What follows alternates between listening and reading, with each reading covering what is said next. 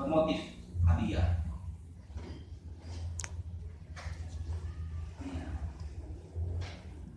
Yesus diajar tenang dia secara langsung disikapan hadiah manfaat.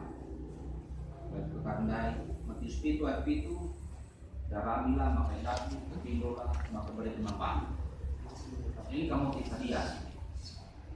Tempat-tempat ngulik bonus bersikap. Lui jamini. Maksudnya kata kiasan tetapi andingan-andingan kalau susitu pada si kita.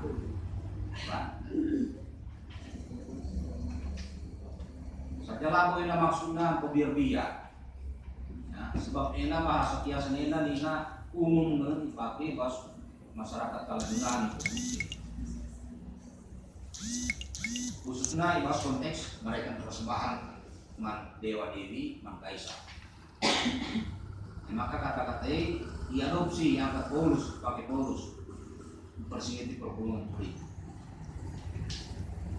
Tapi catatannya bahwa motif hadiah disikapkan lagu berbentuk benda material.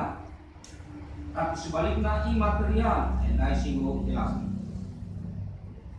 Di mata sebanyak kambaya, ya perusahaan. Ini sih maksudkan hadiah.